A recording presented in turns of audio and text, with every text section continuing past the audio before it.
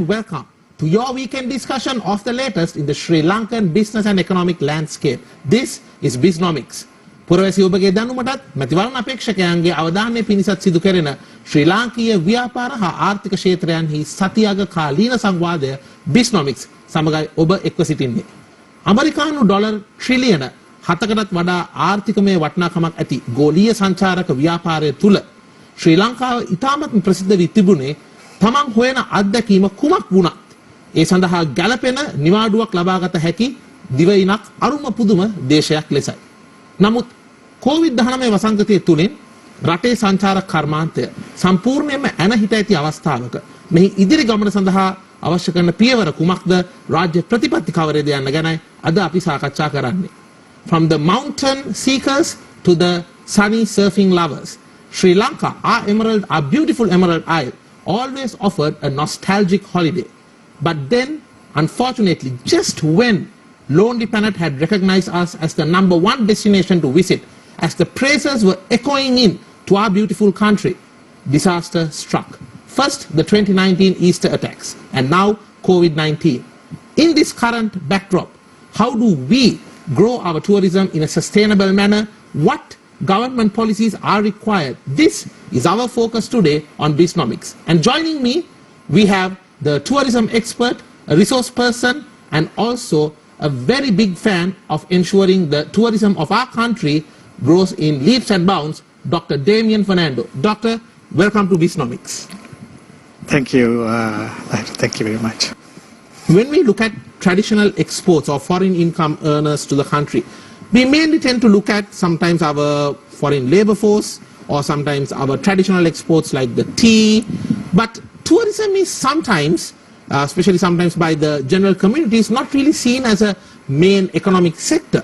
But if you look at the last few years, it has been one of our top growing foreign income earning sectors. What are your thoughts on this? Yes, Sri Lankan economy for foreign exchange earnings, 27% of foreign exchange we get from foreign labor. I mean, most of our Sri Lankans work overseas and they get money. And second, 19% contribution is from apparel, the textile industry, and 15% contribution from tourism. එක ලොකු contribution එකක් තියෙනවා. ඔව් ඇත්තෙන්ම. නමුත් අපි සංචාර කර්මාන්තය ගැන හිතුවොත් apparel එක textile industry එකත් එක්ක apparel එකේ ගොඩක් inputs ඒගොල්ලෝ import කරනවා. ඒතකොට අපි net value එක බැලුවාම tourism එකේ contribution එක apparel එක අභිබවා යනවා. අනිවාර්යයෙන්. ඉතින් ඒක නිසා ඇත්තටම සංචාර කර්මාන්තයේ දායකත්වය විදේශ මුදල් ගෙන්වා ගැනීමෙහිලා මහඟු කාර්යයක් ඉෂ්ට කරනවා. ඒ කියන්නේ රටේ මුදල් අවම වශයෙන් විදේශයන් වලට ඇවලා විදේශ මුදල් වැඩිපුර රටට ගෙන්න ගන්න මේ කර්මාන්තයක්. හරි. ડોක්ටර් දැන් අපි කතා කරොත් ඇත්තටම දැන් මට අද ගොඩක් සාකච්ඡා කරන්න මේ COVID-19 හින්දා වෙච්ච බලපෑම. හැබැයි අපි ඒකට කලින් අපි අවුරුද්දක් පිටිපස්සට යනවා. අවාසනාවන්ත ලෙස සිදු වුණ අපි කියනවා ඊස්ටර් ටැක්ස් 2019 සිදු වුණ. දැන් මේකෙන් අපේ රටේ සංචාරක කර්මාන්තයට වෙච්ච බලපෑම අපි දැක්කා ගොඩක් සංචාරකයෝ බඩු මුට්ටු ඔක්කොම උස්සගෙන එයාපෝට් එකට ගියා රටෙන් පිට වෙන්න. දැන් මේකෙන් වෙච්ච බලපෑම ඒ හානිය කොතරම් දුරකට රෙක්ටිෆයි වෙලා තිබුණාද නැත්නම් කොතරම් දුරකට අපි ඒකෙන් රිකවර් වෙවි තිබුණාද මේ COVID-19 ඇටැක් එක එනකොට? අවාසනාවන්ත පාස්කු ප්‍රහාරය ඒක ඇත්තටම ඉතාමත් අවාසනාවන්ත තත්ත්වයක්. මොකද 2009 යුද්ධය අවසන් වුණාට පස්සේ ලෝකයේ පුරා ලංකාව ගැන තිබුණේ ඒක හරිම මේ සේෆ් ඩෙස්ටිනේෂන් එකක් විදියට. එතකොට සංචාර කර්මාන්තයේ මූලිකාංගයක් තමයි සංචාරකයෙකුට රටකට ට්‍රැවල් කරන්න. එහි ලස්සන සහ අනිකුත් ඇට්‍රැක්ෂන් වලට අමතරව පළවෙනි කන්ඩිෂන් එක තමයි ඒක සේෆ් ඩෙස්ටිනේෂන් එකක් වෙන්න. The security and the stability. Absolutely. So අපිට ඒක තිබුණා. 2009 ඉඳන් අපිට ඒක තිබුණා. දැන් growth එක ගැන අපි කතා කරපු නිසා මම කියන්නම් 2009ට පෙර යුද්ධය පැවති කාලයේ අපේ රටට සංචාරකයෝ ආවේ 2.5 අතර. ඒ යුද්ධ පැවති අවුරුදු 30ම අවුරුදු 28 පුරාම අපිට පැමිණියේ සංචාරකයෝ 2.5 අතර. වසරකට. නමුත් පුදුමාකාර ලෙස 2009 යුද්ධය අවසන් වුණාට පසුව විශ්වාස කරන්න තරදු ඒ 2.5 අතර පැමිණි සංචාරකයන් 2012 වෙන විට 1 මිලියන් වෙනකම් වැඩි වෙනවා. ඒ කියන්නේ යුද්ධය අවසන් වෙන කාලේදී ලක්ෂ 2.5ක් විතර ආවා. ඒ කියන්නේ 4 ගුණයකින් 400% වලින් වැඩි වෙනවා 2012. ඊට පස්සේ 2016 දී ලංකාවට සංචාරක මිලියන 2ක් එනවා. ඒ කියන්නේ ආයේ 2012 ඉඳන් 16 වෙනකොට තව 100%කින් වැඩි වෙලා තියෙනවා. ඊට පස්සේ 2018 වෙනකොට සංචාරක මිලියන 2.3ක් එනවා. සෝ ඔබ කිව්ව හරි. සංචාර කර්මාන්තය ඉතාමත් ශ්‍රීග්‍රයෙන් වර්ධනය වෙමින් පැවතියා. අපි ගැන පුදුම විශ්වාසයක් තිබුණා අපේ රටේ ආරක්ෂාව සහ කොහොමත් අපිට ස්වභාව ධර්මයේ ලැබිලා තියෙන දේවල් ගොඩක් තියෙනවා. ඊට අමතරව තිබුණා මේ ආරක්ෂිත තත්ත්වයන් තුල අපිට සංචාර කර්මාන්තය ඉතාමත් ලස්සනට ඉදිරියට එමින් තිබෙන අවස්ථාවක් තමයි. ડોક્ટર මට කියන්න මම හිතන්නේ අපි දැක්ක ගොඩක් ආයෝජන වෙමින් තිබුණා. ඒ කියන්නේ හොටෙල්ස් වලට, එන්ටර්ටේන්මන්ට් ෆැසිලිටිස් වලට ඒ වගේ ගොඩක් ආයෝජන සිදු වෙමින් තිබුණා. ඒ පාර කවුරුත් නොහිතපු විදියට 2019 මේ පාස්කු ප්‍රහාරය සිදු වෙනවා. ඒ ප්‍රහාරය ගැන ගොඩක් තියෙන වැඩිම වේදනාව තමයි තරෙන්දු. එය සිදු වුණේ ඒ කණ්ඩායමේ තියෙන දක්ෂතාවයක් හෝ ප්‍රබලත්වයක් නිසා නෙමෙයි. අපේ තිබුණු දුර්වලකමක් නිසා සිදුවෙච්ච දෙයක් කියලා මං හිතන්නේ. පහසුවෙන් වළක්වා ගත හැකිව තිබුණු දෙයකට අපිට මුහුණ දෙන්න සිදුවීම රටක් වශයෙන් සහ සංචාර කර්මාන්තයේ හරිම අවාසනාවන්තයි. නමුත් ඒකේ ප්‍රතිඵලයක් විදිහට උනේ දැන් අපේ මේ ප්‍රශ්න අපේ කර්මාන්තයක් විදිහට අපි දුක් විඳින්නට පටන් ගත්තේ ඒ ප්‍රහාරයත් එක්ක. එතකොට අද මේ කොවිඩ් ප්‍රශ්නේ නිසා සමහර ආයතනවල ප්‍රශ්නවල නිල සිටිනවා නම් ඔවුන්ගේ ප්‍රශ්නේ පටන් ගන්න තාම මාස 3යි නැත්නම් 4යි. සංචාර කර්මාන්තයේ මේ ප්‍රශ්නේ පටන් අරගෙන මාස 15ක් 16ක් වෙනවා. මම සඳහන් කරන්න කැමතියි තරෙන්දු. මේ වෙනකොට අපේ කර්මාන්තය හැටි වැටිලා ඉතාමත් අමාරුවෙන් දුවන්නේ. යම් මෙහෙකින් අපිට පුළුවන් වුණා නම් මේ පාස්කු ප්‍රහාරයක් වැනි දෙයක් සිදු නොවුණා නම් අපි අද සිදු කරන්නා වූ මේ කර්මාන්තයේ බොහෝ දෙනෙක් සිදු කරන්නා වූ කටයුතු සිදු නොකර ඉන්න තිබුණා. මේ වෙලාව වෙනකොට සමහර ආයතන වැසීගෙන යනවා. මේ වෙලාව වෙනකොට සමහර ආයතන සේවකයන්ගේ පඩි කපමින් තිබෙනවා. සමහර ආයතන සේවකයන්ව 150ක් 75 ප්‍රමාණයක් තමන්ගේ නිවස් කරා යවලා තියෙනවා. මේ වගේ තත්ත්වයකට අපිට මෙච්චර විගහට මුහුණ දෙන්නට වෙන්නේ නැහැ. අපි මේ පාස්කු ප්‍රහාරයට මුහුණ දුන්නේ නැත්තම්. මොකද මම ප්‍රසන්නාන් කළා වගේ මේක මාස 15ක් පුරාම අපි මේකත් එක්ක පුදුමාකාර අමාරුවකින් තමයි මේ තත්ත්වයට ගෙනත් අපි දැනන් හිටියා.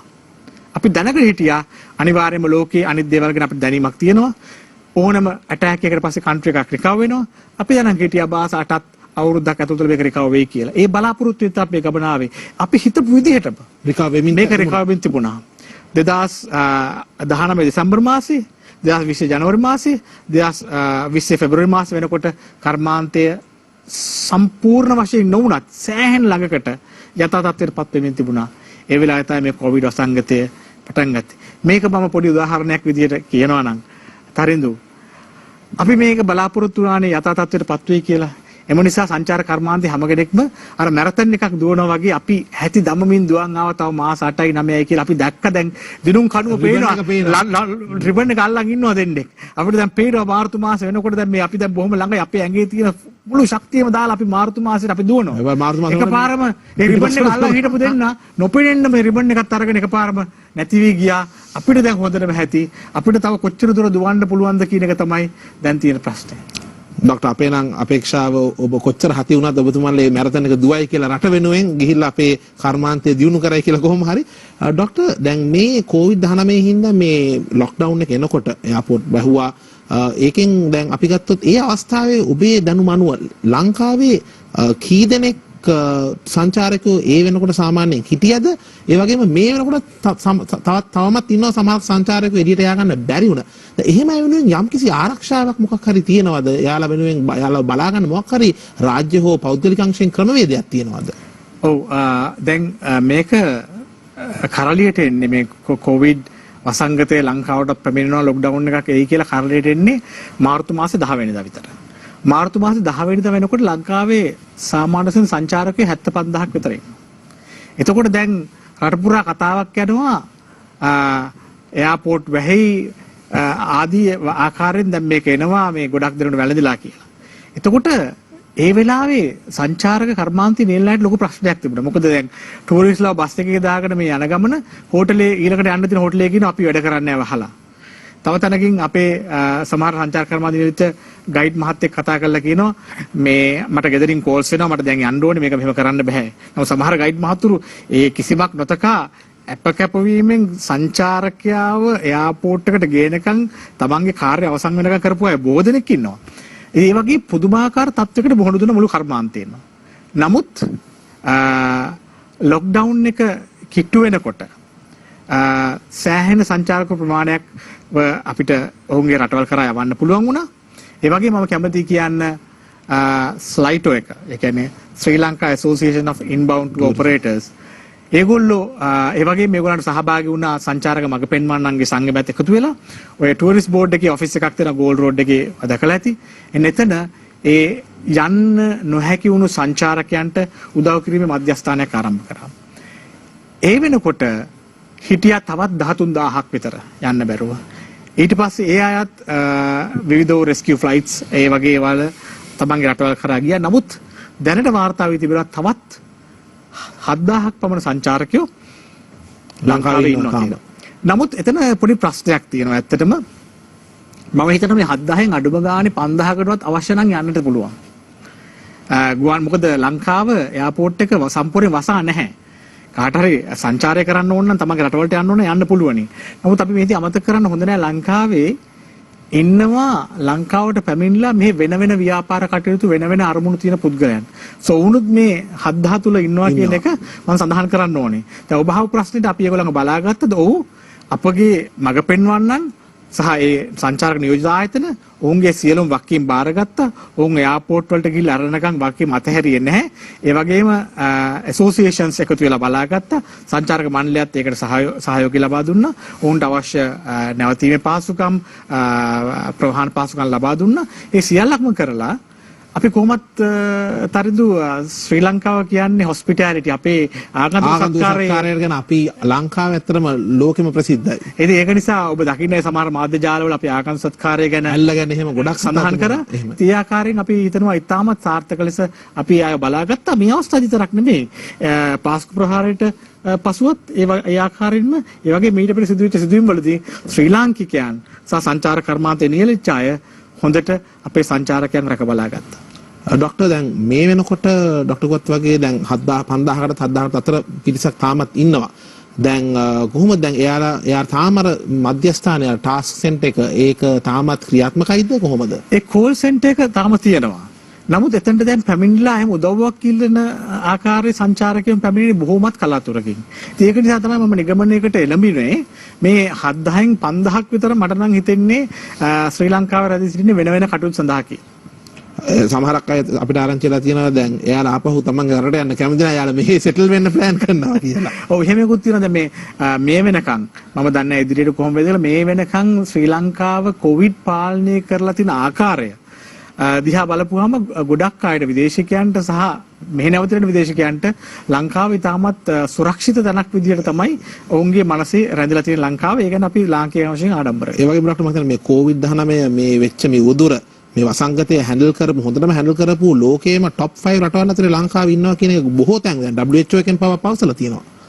ඇත්ත ඒක අපිට ඉදිරියේදී අපිට එක පැත්තකින් ඒකෙන් අපි ආරක්ෂා වුණායි කියන සන්තෝෂය තියෙන ගමනම කර්මාන්තය නියැලලා ඉන්න අය විදියට අපිට හිතන්න පුළුවන් ඒ ලැබිච්ච ගෞරවය අපිට ඉදිරියේදී අපගේ කටයුතු වලටත් පාවිච්චි කරන්න පුළුවන් වෙයි. මේක සේෆ් ඩෙස්ටිනේෂන් එකක් කියන ඒ මැසේජ් එක අපිට ලෝකෙට අරන් යන්න පුළුවන් වෙයි කියලා. Now doctor, once the airports do open up now, initially it was supposed to be in August. We still hope it will be the case and that the factors will become conducive in a manner that enables that. But if not, whenever airports do open, what kind of safety, health and safety procedures do you think will be there in your view? Because you're in the forefront of the industry, you obviously get the information firsthand from the government. What are they looking at as of now? Because there's a lot of information going here and there. Some say they have to get a PCR test done and wait at the airport for a few hours. Some say no, you have to come to a hotel and wait. There's a lot of information overload and confusion going on. What's your take on this? Actually, to be very honest with you, at the moment, the suggestions and the guidelines issued by Sri Lanka Tourism Authority and the Health Ministry with regard to this is, I won't say they are the fixed decisions, because I believe that they may change time to time, because as industry people we know that the decision what we take today may not apply tomorrow, because things are changing rapidly. If you listen to news, I mean, last few days I hear today is the highest number of COVID cases in the world. So it's still in the inclining stage instead of declining stage. So if I start, I would like to tell you, I mean, as a tourism industry person, I would like to see the airport open in August, but I'm highly doubtful whether we'll be able to achieve it. And also, I don't have a big problem, and also the tourism industry people are not pushing government saying that you should open the airport for tourism, because before getting to tourism business, we all citizens of the country Need to be safe. so we should be safe, and the people of this country need to be safe. So our first priority is that.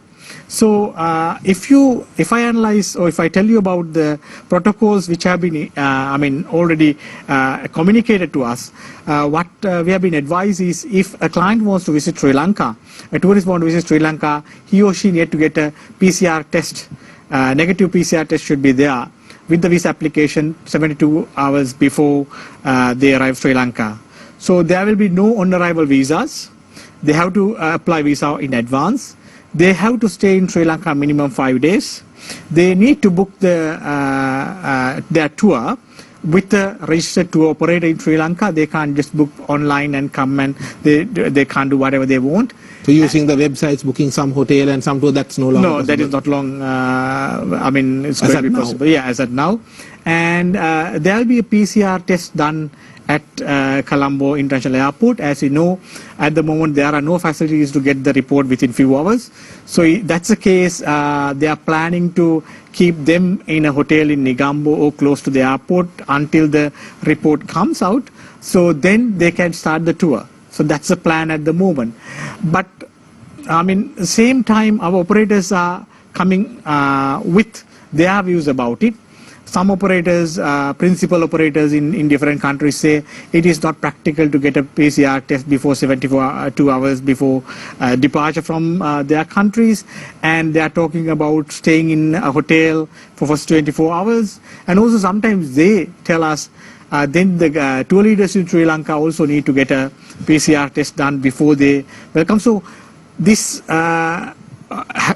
COVID, our tourism way we operate is going to change totally. Totally, yes. So it's going to be, as we have been talking, it's going to be a new normal. It's not the way we have been operating. But one thing we are missing with this COVID, when we operate with COVID, that is Sri Lanka has a good name for our smile. Sri Lanka has a big name for its smile with regard to tourism. But we are going to cover that smile with a mask, unfortunately. Quite a valid point, and indeed, Sri Lankan smile is always known to usually mask so much of the other problems that we as a nation face. But now that smile is being masked by a surgical mask. I like that example you took, Doctor. Doctor, but just to question you on the same point you declared here. Now, we see some countries, like for example, Maldives, have actually said, look, you can fly in and directly fly into the islands and have the holiday. Now, they've opened up. And we see the same strategy being followed by a lot of other countries as well. Why can't we do that? Why can't we operate a system where maybe a private jet can fly in? We have the seaplanes, they could fly into certain places. And because there are people who are waiting to travel, especially some of the high spenders. And don't you think that that kind of a strategy should be started? That can be done. More than that, actually, what Sri Lankan government should do at the moment is, I think authorities are looking the option of doing it. Okay, though the airport is not ready to open yet with the situation, a lot of countries in the world, between Singapore and China, Singapore and Malaysia, Australia and New Zealand, they are coming to a bilateral agreement called Green Paths, or they call tourism bubble, or there are different names like for a it. corridor, tourism corridor. Tourism corridor. So they establish a tourism corridor where the people between those two countries can go freely between the countries. Do we have anything like that? Anything like that has not signed as yet. but I wish that they will do soon because it's very important when we start. So you can't wait till we start to sign those kind of agreements. So what I believe is we should sign now. Need to be more proactive. Absolutely. So when the airports are open, then we are ready to go. So with regard to your question, Maldives, because Maldives has a distinctive advantage Correct. here because the island is a resort. So you are talking about isolated resort. So they are just going to the resort, and even the hotel staff are in the resort. So they are just self-quarantined in the Indeed, resort. indeed. Whereas in our case, we don't have. Actually, we had some plans some time ago, if you can remember, identifying some islands in Kalpiti area, whereas they planned to do some island, some resorts, but that didn't work out. But if we had something like that, this would have been an Perfect opportunity. ideal time for us. Doctor, since you're talking about Maldives as well, it has been one of those countries showing tremendous competition towards attracting the tourism away from Sri Lanka, because Maldives, Sri Lanka, that is always the choice for a lot of these people who want this entire sea-based vacation or the going for a holiday by the beach. Now, let's talk about the caliber of tourists that we attract. Now, we'll see that despite so many of options being available, Sri Lanka still tends to attract a lot of budget to mid-range spending tourists, whereas Maldives have got positioned as a very expensive, but it attracts a lot of the luxury spenders, the high spending tourism. Where did we go wrong? Why was that? I will tell you, because I've been in the industry for last 20 years. Even before that, I was again in the industry but not directly involved. This Maldives and Sri Lanka story, if you think about Maldives, they have beautiful beaches. But if you think about Sri Lanka, our history, our culture, our landscape, our wildlife, plus we have beaches. Even the entertainment. Absolutely. So, if you look at both countries, it's like Sri Lanka is well ahead what we can offer to a tourist. But believe me, Maldives was not in the tourism map some time ago. I can remember when I traveled for trade fairs about 20 years ago, they just mentioned visit Sri Lanka in a big brochure, and there's a small letters including Maldives, right? Okay. And then I after about 5-6 years I saw visit Sri Lanka, and same font size you can see visit Sri Lanka and Maldives. But then after I saw in a big letter visit Maldives, in a small letter with Sri Lanka. Now you can see in most European countries only visit Sri Lanka brochures.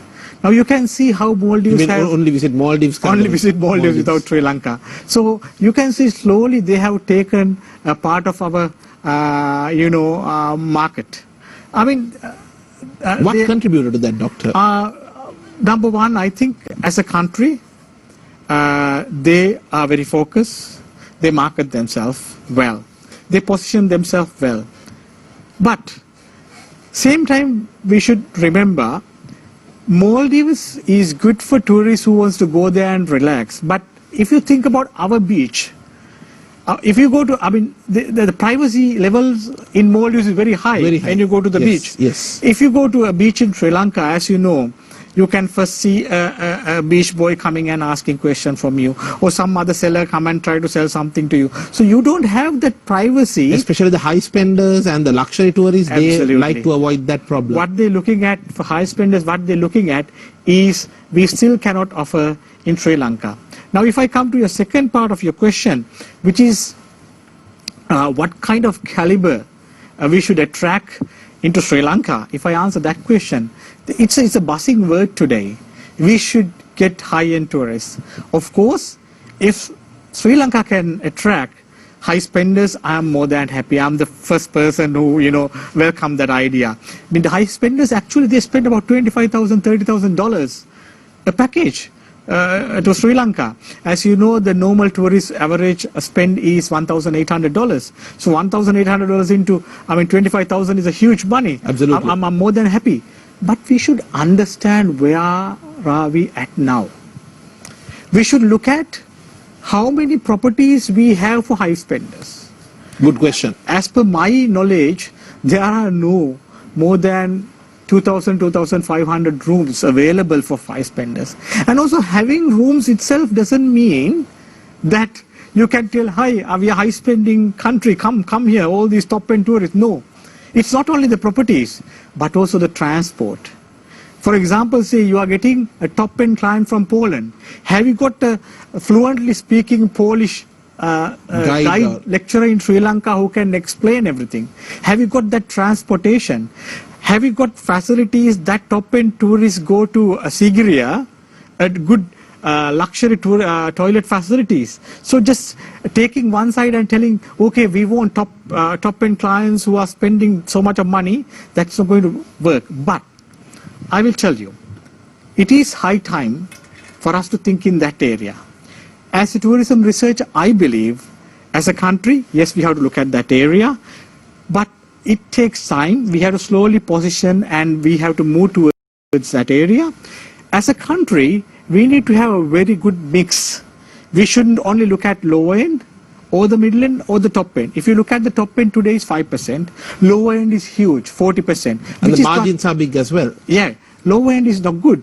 I mean, lower end is having 40% is not good. So what I'm suggesting here, okay, let's about 20% lower end. That's fine, because backpackers also need to come, they need to have place. Because and they also give you good publicity. Absolutely, and also today's backpacker, in 15 years time, they could be a CEO of a company. Absolutely. Right, so there should be a place for them as well.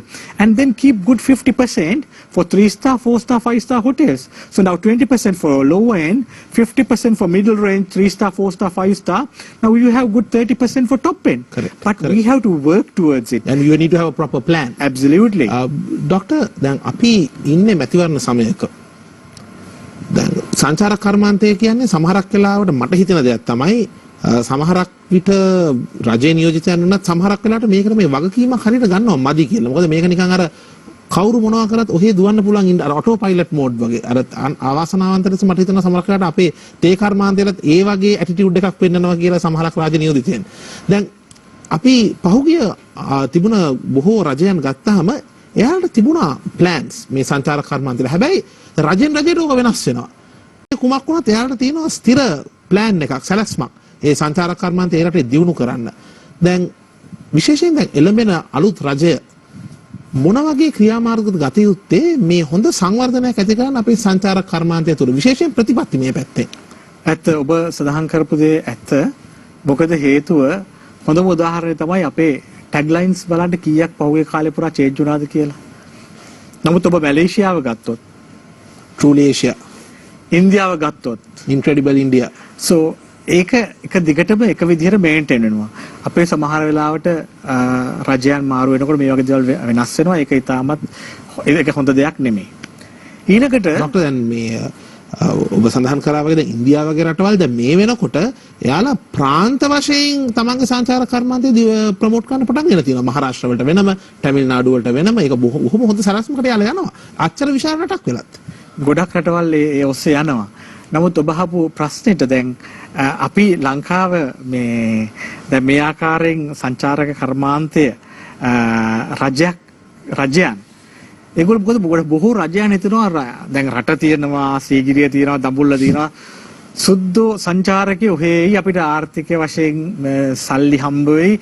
මේ දැන් 2009 අපිට ආවා සංචාරකයෝ 2012 සංචාරක මිලියනයක් ආවා, 2016 සංචාරකයෝ මිලියන 2ක් ආවා. ඉතින් මේක හරියම පහසු මාර්ගයක් මුදල් හොයාගන්න අපිට ඉතින් මේක දිහා බලන් ඉන්න තියෙන්නේ. සීගිරියක් තියෙනවා හැමදාම, අලි ටිකක් තියෙනවා. නමුත් ඒ ආකාරයෙන් හිතන එක ඉතාමත් අවාසනාවන්තයි. ඒ විදිහට අපිට දිගටම යන්න බෑ. ඒක නිසා මම විශ්වාස කරනවා කුමනෝ රජයක් මේක හරියට සීරියස්ලි අරගෙන මේ රටේ සංචාර කර්මාන්තයේ දිහා දුරදක්නා නුවණින් බලන්නට අවශ්‍යයි කියලා. පාලකයෝ හිතන්න ඕනේ ඊළඟ ඡන්දය ගැන නෙමෙයි, ඊළඟ પરම්පරාව ගැන. අපි අද මේ සංචාරක ව්‍යාපාරය කරගෙන යන්නේ අවුරුදු ගණනාවක් පුරා අපගේ මුතුන් මිත්තෝ මේ ඇලදොල, ගංගා, දියැලි මේ සංස්කෘතික වටිනාකම් ආරක්ෂා කරගත්තු නිසා තමයි අපි මේක කරගෙන යන්නේ. මේක අපේ પરම්පරාවට විතරක් අයිති දෙයක් නෙමෙයි. මේක අපි විනාශ කරලා දැම්මොත් ඊළඟ પરම්පරාවට සංචාර කර්මාන්තයක් කරන්න දෙයක් ඉතුරු වෙන්නේ නැහැ. ඒක නිසා මම දැකලා තියෙනවා අවාසනාවකට සමහර විදේශ උපදේශකයෝ එක සංචාරක කර්මාන්තය ගැන දැනීම තියෙනවායි කියන සමහර පුද්ගලයෝ කියනවා සංචාර කර්මාන්තය කියන්නේ ඉතාමත් පහසුවෙන් දියුණු කරන්න පුළුවන් එකක් අපිට 10 මිලියන් ටූරිස්ට්ලා ගේන්න ඕනේ අපිට 12 මිලියන් ටූරිස්ට්ලා ගේන්න ඕනේ ලංකාවට බොහොම විශ්වාසයෙන් කතා කරනවා. නමුත් අපි තේරුම් ගන්න මම මෙතන පොඩි හරස් ප්‍රශ්නයක් අහුවොත් සමහරකට මේ ඇත්තටම මේ විදේශයන් වලින් ගෙන්නන මේ සංචාර කර්මාන්ත විතර නෙමෙයි විදේශයන් වලින් ගෙන්නන මේ ඇතැම් උපදේශකවරු රටට කිසිම ආදරයක් නැතුව නිකන් මේ ඔහේ හිතරෙන දේ කියනවා වගේ දේවල් අපිට පේනවා. ඔව් ඒකත් එක හේතුවක්. ඒකද ඔවුන්ට මේ රටේ පවතින තත්ත්වය පිළිබඳව දැනීමක් නැතිකමද කියන එක මට ප්‍රශ්නයක් තියෙනවා. මොකද හේතුව මේක දූපතක්. දැන් මේ 2.3 මිලියන් ටූරිස්ට්ලාත් එක්කත් අපිට අද නුවර පැත්තට ගියොත් එහෙම සාමාන්‍යයෙන් මම මේ කියන්නේ සාමාන්‍ය සංචාර කර්මාන්තයේ තියෙන කාලෙක අපිට යන්න බෑ එච්චර සෙනඟ. එතකොට අපි බලන්න ඕනේ මේකෙන් මේ සංචාරකයෝ ගෙන්නගෙන මේ తాවකාලිකව සල්ලි හම්බ කරන එක නෙමෙයි. මේක සැලසුමක් ඇතුව අපි කියන කැපැසිටි ප්ලෑනින්. කැපැසිටි ප්ලෑනින් අපි කරන්න ඕනේ. ඒකෙන් මම බලාපොරොත්තු වෙනවා කුමන හෝ රජයක් සංචාරක ප්‍රතිපත්තියක් මේ රටේ ක්‍රියාත්මක කරයි කියලා. දැනට එහෙම නැද්ද ડોක්ටර්? එහෙම ප්‍රතිපත්තියක් නැහැ. ඉතින් බිල්ඩින් හැදෙනවා. එහෙමයි. හැමතැනම නිලනොලත් ගයිඩ් මහත්තුරු බිහි වෙනවා. හැමතැනම කුඩා හොටල් බිහි වෙනවා. ඒක හොඳ දෙයක් නෙමෙයි. ડોක්ටර් දැන් මේ සමහරක් ඔය ගියාම අපි පිට රටින් අපේ යාළුවාම ගෙනිච්චාම සමහරක් ගයිඩ්ලා අපිට අහනවා ගයිඩ්ලා කියන දේවල් ඒ සංචාරකයන්ට අපි ඉස්කෝලේ කාලේ ඉතිහාසෙට ඉගෙන ගත්ත දේෙන් අපිට ඊට වඩා දැනුමක් තාම තියෙනවා ඒ දේවල් ගැන. දැන් මේ ඇවිල්ලා මේ ගයිඩ් මහත්තුරු ඉතින් ડોක්ටර් ඒතකොට එහෙම සැලැස්මක් ගත්තොත් රාජ්‍ය ප්‍රතිපත්තියක් ගත්තොත් හරි සංචාර කර්මාන්තයට මොකවත් වගේ කැපැසිටි ප්ලෑනින්. අද ලංකාව හරියට පොසිෂන් කරන්නේ කොහොමද? තව මොන වගේ දේවල්ද තියෙන්නේ? සංචාරක කර්මාන්තය දැන් ඉදිකිරීම දැන් අපි බලන්න ඕනේ මේකේ දැන් මූදායිනේ තට්ටු 10ක බිල්ඩින් එකක් ගැහුවොත් නැත්තම් අපි දැන් සීගිරිය උඩ නැගලා බලපුවම අපිට වටේ පේන ග්‍රීනරි වෙනුවට අපිට පේන්නේ බිල්ඩින් නම් ඒක රටට මම හොඳම උදාහරණයක් කියන්නම්. දැන් මේ සංචාර කර්මාන්තයේ හිතන්න මේ හොඳට සින්දු කියන්න පුළුවන් දරුවෙක් කියලා. ඒ ළමයා සුපර්ස්ටාර් ඔය තියෙන එකකින් මොකක් හරි දිනනවා. එතකොට දෙමව්පිය බලනවා ආශා මරු වැඩේ මේ අපේ දරුවාට දැන් හරිම ඇට්‍රැක්ෂන් එකක් තියෙනවා. ඒ ළමයාට අපිට විදි දෙකකට සලකන්න පුළුවන්. හැමදාම රැයට ෂෝස් තියෙනවා. සල්ලි හම්බ වෙනවා. අපි ආවේ හැමදාම රැයට ෂෝස් වලට යවනවා. එයාගෙන් පුදුම ආදායමක් අපිට ලැබෙනවා. හරි ජොලි. මේ ළමයාට හැබැයි උගුර බැරණි වෙනවා, අසනීප වෙනවා. අපි කිසිම දෙයක් ගණන් ගන්නෑ. අපි తాවකාලිකව බලලා මේ ළමයාව හෙට්ටු කරනවා. අනිත් එක තමයි ඔබ කිව්වත් වගේ හරි ප්ලෑන් එකක් අනුව ඒ ළමයාව හරි දේවල් වලට විතරක් දානවා. තවත් දෙමව්පියෙක් ඉන්නවා. නෑ මේ දරුවා සතියේ ෂෝස් දෙකකට යවලා අනිත් දවස්වල මේ ළමයාට අපි උගන්වමු සංගීතය ගැන. මේ ළමයාට අපි ඩිග්‍රී එකක් කරමු. දුරදිග හිතලා ප්ලෑන් කරනවා. ඒ ළමයා අවුරුදු 80ක් වෙනකන් සෞඛ්‍ය සම්පන්නව හොඳින් සින්දු කියනවා. අපිට ඕනේ මොන අප්‍රෝච් එකද? අනිවාර්යෙන් දෙවෙනි එක වෙන්න ඕන. මේක නිකන් අර එදා වේල හොයාගන්න මේක රටේ තියෙන දේවල් ඉක්මනින් පාවිච්චි කරලා විනාශ කරන එකද? නැත්නම් තව પરම්පරා ගණනාවකට මේ සංචාරක ක්ෂේත්‍රය තියාගන්නවද කියන තීරණය තියෙන්නේ ක්ෂේත්‍රයේ ඉන්න අයයි මේ රජය අතර තමයි තියෙන්නේ. Doctor, I think very valid points and thoughts you shared there. Doctor, අපි ගත්තොත් දැන් ශ්‍රී ලංකාව මේ tourism destination brand එකක් විදිහට ප්‍රොමෝට් කරන්න ගොඩක් උත්සාහයන් ප්‍රයත්නයන් දරලා තියෙනවා විවිධ රජයන් විසින්. හැබැයි අන්තිමේදී රටක බ්‍රෑන්ඩ් නේම් එක රටක් පොසිෂන් වෙන්නේ කොහොමද ලෝකයා ඉදිරියේ කියන ගොඩක් දුරට තීරණය වෙන්නේ ඒ රටේ පුරවැසියන්ගේ හැසිරීමත් අනුව. අපි මේ ළඟදිත් දැක්ක බොහොම අවාසනාවන්ත විදිහට මේ රුසියානු කාන්තාවක් අපේ ගෝල් ෆේස් එකට ගියහම එතෙන්දී ඇයට සලකලා තිබුණ විදිය. හැබැයි ඒ වගේම අපිට දැනගන්න ලැබෙනවා ලෝකෙ පුරාම ප්‍රසිද්ධ වෙනවා මේ බාන ඇල්ලේ මිනිස්සු හිටපු සංචාරකයන්ට සලකපු විදියට කියලා. හැබැයි හැම ඇල්ල වගේ හොඳ කතාවක් එක්කම ඒ වගේම අපිට අහන්න ලැබෙනවා යම්කිසි සංචාරකයෙකුට නැත්නම් සංචාරක කාන්තාවකට ඉතාමත්ම පහත් ලෙස සලකපු කතාවක්. මට හම්බුණා ડોક્ટર බොලීවියානු කාන්තාවක්. ඇය මේ ලොක්ඩවුන් එක වෙනකොට ඇය ලංකාවේ ඉඳලා තියෙන්නේ ඇයගේ පෙම්වතා සමග. හැබැයි මේ ලොක්ඩවුන් එකේ ඉන්න පෙම්වතා කියලා තියෙනවා දෙන්න ඇවිල්ලා තියෙන්නේ බඳිමු කියලා. පෙම්වතා කියනවා නෑ මට මේක හැන්ඩල් කරන්න බෑ මං යනවා කියලා. ඒ වෙලාවේ ඇය නතර වෙලා හිටපු ඒ ගෙදර කට්ටිය ඇයගේ මේ නුවර පැත්තේ ඇයගේ මේ ගමන් මළු වල තිබුණ දේවල් විකුණන්න හදලා තියෙනවා. අය බොහොම අමාරුවෙන් ගිහිල්ලා මේ ටික අරගෙන ඒ පාර තවත් ඇයට මේ බජට් ට්‍රැවලර් කෙනෙක් හැබැයි සංචාරකෙක් කියන්නේ මිනිස්සෙක් මොන බජට් රේන්ජ් එකේ වුණත් ડોක්ටර්. අය ඒ පාර ගිහිල්ලා තියෙනවා තව නිවසකට. ඒ නිවස අයිතිව හිටපු ඒ පිරිමි පුද්ගලයා හදලා තියෙනවා මුදලට ඇයව යාළුවන්ට විකුණන්න. ડોක්ටර් අපි ලැජ්ජ වෙන්න ඕනේ නේද මේ වගේ දේවල් වෙන එක ගැන මේ ශ්‍රී ලාංකිකයන් අතින්. ඔබට මොකද්ද ලංකාවේ මහ ජනතාවට දෙන්න තියෙන පණිවිඩේ මේ වගේ හැසිරීම් සම්බන්ධයෙන්? අනිවාර්යයෙන්ම මම මේක එහෙම පටන් ගන්නම්. සංචාරකයෙක් ලංකාවට සංචාරය කරන්න තීරණය කිරීමම ලාංකිකයෝ වශයෙන් අපි ලබන ජයග්‍රහණයක්. ඔබ ගත්තොත් ලෝකයේ තියෙන රටවල් 100 ගානක්. ඒ හැම කෙනෙක්ම හදනවා මේ සංචාරකයාගේ ඒ ඩොලර් ගාන තමන්ගේ රටට ගෙන්වා ගන්න. ඉතින් විශාල තරඟයකින් පසුව තමයි උන් තීරණය කරන්නේ අපි ලංකාවට යනවා කියලා. එම නිසා ඒ පැමිණෙන සංචාරකයව සුරක්ෂිතව රැකබලා ගැනීම සියලුම ශ්‍රී ලාංකිකයන්ගේ යුතුකමක්. මම මේක හැම වෙලේම ගයිඩ් මහතුරුන්ට කතා කරලා තියෙනවා. අපේ ලංකාවේ ඉන්නවා ඉතාමත් හොඳ ගයිඩ් මහතුරු. හැම වෙලේම මම කතා කරලා කියන දෙයක් තමයි ඕගොල්ලෝ තමයි මේ රටේ එම්බැසිඩර්ස්ලා. මොකද ගයිඩ් මහත්තයෙකුට පුළුවන් ටුවර් එකක් ඇති කරන්නත් නැති කරන්නත්.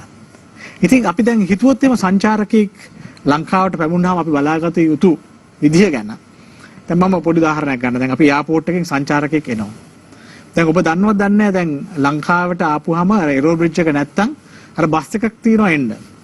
මම ඒ බස් එකේ අත්දැකලා තියෙනවා. මොකද මේ බස් එකේ මම ඉස්සරහත් ගිහිල්ලා තියෙනවා. මම ළඟදිත් මට යන්න සිදු වුණා. ග්ලූමි අපිරිසිදු මියුසික් එකක්වත් නැහැ සමහරක්. ඒ බස් එකේ ඇත්තටම එතකොට ෆස්ට් ඉම්ප්‍රෙෂන් එක ප්ලේන් එකෙන් බැස්ස ගමන. ඊට පස්සේ අපි යනවා ඉමිග්‍රේෂන් එකට. දිගු පොලිමක්. පිළිවෙලක් නැහැ. ග්‍රීටින් එකක් නැහැ සමහරක් වෙලාවට. ඊට පස්සේ අපි ඉමිග්‍රේෂන් එක පැන්න ගමන අපි දකින්නවා ඩියුටි ෆ්‍රී එකේ කඩවල් දෙකක කට්ටි දෙකක් තරග කරනවා. come this side. ඔබ මෙහෙට එන්න කියලා. ඊට පස්සේ අපි කස්ටම් එකෙන් බෑග් එක අරගෙන එළියට යනකොට අර වාහන පිරීලා එතන නිකන් හරිම කියෝටික් සිටුේෂන් එකක් මේ අපේ ගයිඩ් මහත්තයාට කියලා වාහනේ අරගෙන එනකන්වත් ඉන්න බෑ. එන්න. මේ වගේ තත්ත්වයක් උඩ සංචාරකයාගේ රටට ඇවිල්ලා අර ෆස්ට් ඉම්ප්‍රෙෂන් එක කියන එකට බලපෑමක් ඇති වෙනවා. ඊට අමතරව හිතන්නකෝ අවාසනාවකට හෝ මම කියන්නේ ලංකාවට වෙන සංචාරකයන්ගෙන් 80%ක් ලංකාවට බොහොම කැමති. නමුත් 120කට නෙගටිව් එක්ස්පීරියන්සස් තියෙනවා. නමුත් මේ නෙගටිව් එක්ස්පීරියන්සස් තමයි වැඩියෙන් කොමියුනිකේට් වෙන්නේ අපි මාකටිං. අපි කියන bad news has wings කියලා. Absolutely. So ඒ නෙගටිව් නිවුස් එක වැඩියෙන් යනවා.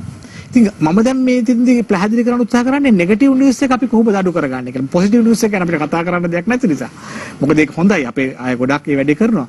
ඉතින් අපි හිතුවොත් එහෙම සමහර නොපුහුණු සංචාරක මඟ පෙන්වන්නේ සමහර වෙලාවට අරගෙන යන ගමන එක්ක සමහර වෙලාවට එයාපෝට් එකට යන්නේ නැහැ.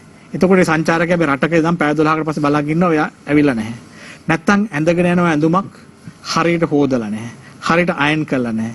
සපත්තුවක් පොලිෂ් කරලා නැහැ.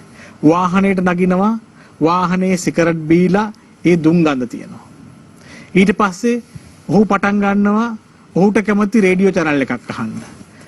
සද්ද දානවා කැමති ප්‍රමාණයෙන් සංචාරකයාගෙන් අහන්නෙත් නැහැ. මම මේ කියන්නේ හැම කෙනෙක් ගැනම මේ එහෙම සමහර අවස්ථා ඉන්නවා. සංචාරකයව දාගෙන යනවා පෙට්‍රල් ගහන්න. දැන් ඕක එන්න ඉස්සර කරගෙන එන්න තිබිච්ච වැඩ කටයුත්තක් නේ. අනිවාර්යයෙන්. ඊට පස්සේ ඔය ආකාරයෙන් කඩේකට කන්න ගියාම ඔහු ඉන්නෝනේ ඔහු ඇවිල්ලා මේ රටේ නියෝජිතෙක්. ඔහු තමයි absolutely. So he should be. ඊට පස්සේ එතනදී සංචාරකයාට තමන්ගේ දුක කියන්න පටන් ගන්නවා. දැන් මේ සංචාරකයා මේ රටට ආවේ මේ රට දිහා බලලා විනෝද වෙලා ඒ මිනිසුත් ඒ රටවල බ්‍රික්ලේයර්ස්ලා නැත්තම් ට්‍රක් ඩ්‍රයිවර්ස්ලා බොහොම අමාරුයි කරගෙන ආවේ මේ සන්තෝෂ විනෝද වෙලා යන්න. දැන් මේ මිනිස්යාගේ මුළු ගවනම අපි විනාශ කරනවා අපේ දුක කියන්න පටන් ගන්නවා. ඉතින් මේ අත්දැකීම මම ඕනතරම් අහලා තියෙනවා. ඉතින් මම ඒක නිසා ඉතින් අපි අර හොඳට කරන අර 80% අපි කියන්නේ මේ සංචාරක මග පෙන්නන අපි කියන්නේ guide මහත්තුරු. they are tourism lecturers. correct. but නිකන් ගයිඩෝ. එහෙම ගයිඩෝ අඩුයි ලංකාවේ. නමුත් එහෙම වත්තුනොත් ඔවුන් අපේ සංචාරක කර්මාන්තේ විනාශ කරනවා. මහ ජනතාවත් ඔබ කිව්වත් වගේ රටට එන කට්ටිය මේ ශ්‍රී ලංකාවට එන සංචාරකයන් තමන්ගේ ගෙදරට තමන්ගේ දේශයට එන අමුත්තන්ටස පිළි අරගෙන ඔවුන්ට හොඳ ආගන්තුක සත්කාරයකින් සලකන්න කියන එක තමයි මම කියන්නේ. ඔබ කලින් උත් කිව්වේ විශේෂයෙන්ම ඔවුන්ට ඒ අප්‍රසන්න එක්ස්පීරියන්සස් ඒ අත්දැකීම් ලබා දෙන්න එපා. ඔබ දැක්කොත් කවුරු හරි එහෙම දෙයක් කරනවා. බස් රථයක වෙන්න පුළුවන්, මගතුරදී පාරදී වෙන්න පුළුවන්. ගිහිල්ලා ඒ අනිත් ශ්‍රී ලාංකිකයට කියන්න මොකද්ද ඔබ මේ කරන්නේ? එහෙම කියන්න මං හිතනවා ડોක්ටර් ඕන පුරවැසියෙකුට අයිතිය තියෙනවා. ඔය රියදුරු මහත්තයෙක් සමග දවසක් මම ප්‍රශ්නයකට බැදිහත් වුණා. නමුත් ඒගොල්ලෝ ඔක්කොම එකතු වෙන වෙලාවට. නමුත් අපිට කොන්දක් තියෙන්න ඕනේ අවස්ථාවේදී හරි දේ කියන්න, හරි දේ කරන්න. ඒ වගේ දේවල් කරන්න එපා කියලා. හැම තැනකදීම අවශ්‍ය වෙන්නේ මෙන්න මේ වගේ ප්‍රශ්න විසඳන්න. මම කියන්නේ නැහැ අර වගේ සිදු කර මාර්ගෝපදේශකයෝ හෝ ත්‍රියරුදරතරන් හෝ කවුරුන් හෝ නරකාය කියලා. අපි ඇත්තටම ලංකාවේ এডুকেෂන් කියන එක විතර වැඩි වේට් එකක් දෙන්නේ නැහැ. And doctor maybe like you said, this can also come in that policy the government should have for tourism, like you mentioned earlier. Doctor, now if you look at the current situation, especially with regard to tourism, a lot of people who operate tourism related businesses are suffering. ඔබ කිව්වත් වගේ ඇත්තටම අර සංචාර කර්මාන්තයේ නියැලිලා ඉන්න කට්ටිය ගොඩක් මේ අවස්ථාවේ හතිදදා ඉන්නේ. හැබැයි අපි ගත්තොත් and විශේෂයෙන්ම ඔබ කිව්වත් වගේ UK මාකට් එක අපේ දෙවනිට ලොකුම මාකට් එක. එතකොට ඉන්දියන් මාකට් එක මේ රට අපේ පළවෙනි විශේෂයෙන්ම වැඩිම ටූරිස්ට්ලා එන රටක්. දැන් මේ රටවල් එහෙම ගොඩක් තාම මේ COVID-19 වසංගතයේ කේසස් තාම වැඩි වෙමින් පවතිනවා බොහෝ දුරට. එච්චර good news එකක් අපිට රට වලින් අහන්න ලැබෙන්නේ නැහැ. දැන් මෙවැනි පසුබිමක සංචාරක ව්‍යාපාර අයිති ලංකාවේ කට්ටියත් ප්ලෑන් කරනවා තමන්ගේ ස්ට්‍රැටජිස් ඒ උපක්‍රම වෙළඳ පොලේ තවදුරටත් කොහොම හරි මේ ඉන්ඩස්ට්‍රි එකේ ඉන්න. ඔබට ඒ අයට දෙන්න තියෙන ඇඩ්වයිස් එක මොකද්ද? දැන් විශේෂයෙන් අපේ ලංකාවට අපි කියනවා අපි අර SWOT analysis එකක් ගහුවොත් opportunities තියෙනවා. Lowest amount of deaths, very good response, the disease is in control. but මොකද්ද ඔබට මේ කට්ටියට අපේ මේ ඉන්ඩස්ට්‍රි එකේ ඉන්න අයට දෙන්න තියෙන ඇඩ්වයිස් එක? මගේ ප්‍රධාන උපදේශ තමයි තරිඳු කොහොම හරි මේක අල්ලගෙන ඉන්න එලියක් දකින්න තුරු කියන එක. මොකද හේතුව අපිට සංචාර කර්මාන්ත නියලා ඉන්න පුද්ගලයන් වශයෙන් අපි මේ වගේ ප්‍රශ්න වලට පෙරදිත් මුහුණ දුන්නා. ඒ හැම අවස්ථාවකදී අපි ආයි බවුන්ස් බෑක් වෙලා ආවා. ඒ එනකොට අපි ආව ඉස්සරටත් වඩා ස්ට්‍රෝංගලි. ඉතින් ඒක නිසා මම කියන මේ අවස්ථාවේදී මම කටින් කියන ලේසි ප්‍රැක්ටිකලි කරන්න අමාරුයි. මොකද අපි දැන් ගොඩාක් සංචාර කර්මාන්තේ නියලා ඉන්න අය ඔපරේට් වෙන්නේ 0 රෙවෙනියු එකක් යටතේ. ආදායමක් නැහැ වියදම්. ආදායමක් එන තාපේන තෙක්මානක නැහැ. මානයක් පේන නැහැ. එතකොට ඔබ හිතුවොත් එහෙම හෝටල් කර්මාන්තය විශාල ණය මුදල් අරගෙන තියෙනවා. සංචාරකයෝ ආවත් නැතත් කරන්න ඕන ප්‍රධාන මේන්ටනන්ස් වැඩ ටිකක් තියෙනවා. ස්ටාෆ්ලා ඉන්න ඕනේ. ඉතින් ඒ අයගේ වැඩ කටයුතු තියෙනවා. එතකොට අපි DMCs ගත්තොත් ඒ වගේ බැඩ් කම්පැනිස් ගත්තොත් ස්ටාෆ් එකට පඩි ගෙවන්න ඕනේ. ඉතින් සැලසුම් කිරීම ඉතාමත් වැදගත්. තමන් කොහොමද මේකේ මේ රේස් එකේ අර මැරතන් එකේ වැටෙන්නේ නැතුව ඉන්නවා වගේ තවත් කොහොම හරි මේක දුව ඉන්නේ මේක අල්ලගෙන ඉන්නේ මේකේ තරක් දකින්නකම් මේක අවසානයක් දකින්නකම් කියලා. එතකොට අනිවාර්යයෙන්ම අපි දන්නවා ඊට පස්සේ අපිට ආයි රිවයිව් වෙන්න පුළුවන් හේතුව මම මුලින් සඳහන් කරා වගේ බිලියන 1.4ක් සංචාරකයෝ ලෝකෙ පුරා සැරිසරනවා. සංචාර කර්මාන්තය ලෝකෙක නැති වෙන්නේ නැහැ. අපිට තේරුණා ලොක්ඩවුන් එක ඉවරච්ච ගමනම අපේ රටේ මිනිස්සු ට්‍රැවල් කරන්න අපේ එළියට යන්න පටන් ගත්තා. ડોක්ටර් තාමත් සමහරක් වීකෙන්ඩ්ස් වල සමහරක් හොටෙල්ස් එහෙම fully booked. ගන්න අමාරුයි. ඉතින් අපි දැක්ක කොරියාවල රිවෙන්ජ් shopping කියලා එකක් පටන් ගත්තා. මොකද ලොක්ඩවුන් ලා ඉඳලා ඊට ආපු ගමන් ඒගොල්ලෝ මේ එවැනි ආකාරයක් සිද්ධ වෙන්න පුළුවනි. මේක පටන් ගත්තාම නමුත් මම හිතන්නේ විශාල වශයෙන් සංචාරකයෝ ගලා එයි කියලා. මොකද මේකත් එක්කම ආර්ථික ප්‍රශ්නයකුත් පැන නගිනවා. රැකියා නියුක්තිය ඒ සම්බන්ධයෙන්. නමුත් මේක අපිට පුළුවන් වුණොත් අල්ලගෙන යන්න අපි මේකෙන් ජයග්‍රහණය කරන්න පුළුවන්. ඒකෙදි මම හැම වෙලේම කියනවා cash is king. So we have to get hold to our cash and protect it until such a time. දෙවෙනි එක තමයි අපේ මේ වෙලාවේ ක්ෂේත්‍රයේ ගොඩක් අය මනසින් වැටලා ඉන්නේ. ඒතකොට ඒගොල්ලන් අපි කොහොමද මොටිවේට් කරලා මේ ස්පෙෂලි ජූනියර් ස්ටාෆ්ලා මොටිවේට් කරලා තියාගන්න. එයාලට තේරෙනවා එයාලගේ ජොබ් එකත් ටිකක් අවිනිශ්චිතයි කියලා ඉදිරියට. එතකොට අපි ගත්තොත් සංචාරක මඟ පෙන්වන්නේ හොඳ ප්‍රොෆෙෂනල් ගයිඩ් කෙනෙක්ව එක රැයකින් අපිට හදන්න බෑ. ඔහුගේ සමහර ගයිඩ් මහතුරු ඉන්නවා ලෝකයේ සම්මාන දෙනපු ගයිඩ් මහතුරු. ඔවුන් මේ තත්ත්වයට පැමිණලා තියෙන්නේ මේ ඕවර්නයිට් නෙමෙයි. අවුරුදු ගාණක් පුරා එකතු කරගත්තු එක්ස්පීරියන්සස් වලින්. සෝ ඔවුන් මේ ඉන්ඩස්ට්‍රි එක අතහැරලා ගියොත් අපි ආයේ මේක පටන් ගන්න දවසට අපිට ඒ වගේ හොඳ හියුමන් රිසෝස් එකක් නැති වෙනවා. සෝ අපේ වගකීම තමයි මේ සියලු දෙනාම එකතු කරගෙන. ඒ වගේම මම යෝජනා කරනවා ලංකාවේ තියෙන කම්පැනිස් වලට ඔගොල්ලෝ අතාරින් නැති අතරවාරයෙන්ම ස්ටාෆ් එක මොටිවේට් කරන ගමනම ඕගොල්ලන්ගේ ප්‍රින්සිපල් ඒජන්ට්ස්ලාත් එක්ක සම්බන්ධ වෙන්න. ඔවුන් එක PR වැඩකට මේන්ටේන් කරන්න. අලුත් සංචාරක ක්ෂේත්‍ර ගැන හිතන්න. ඒ වගේම ඔබගේ දේශීය සප්ලයර්ස්ලා ගැනත් හිතන්න. මොකද ඔවුන් තමයි මෙතෙක් කල් අපේ සංචාරක මඟ පෙන්න කටයුතු කරේ. ඔවුන් තමයි අපගේ බෝට් ටු සප්ලයි කරේ. ඔවුන් තමයි අපිට ජීප් සප්ලයි කරේ. ඔවුන් ගැනත් අඩුම ගානේ ඔබට මිල මුදලෙන් උදව් කරන්න බැරි නම් කෝල් එකක්වත් දීලා ඔවුන් සමගත් සම්බන්ධතාවය තියාගන්න මේක අපි නැවතත් යථා තත්ත්වයටපත් වෙනවා. How to take the Sri Lankan tourism forward? What are the strategies we need?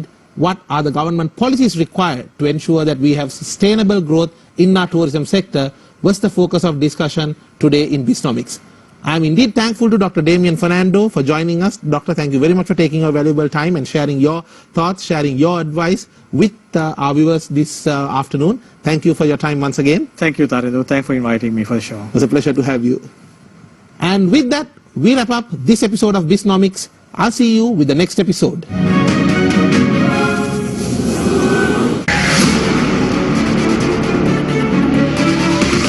Janata Hana, Obi Hana.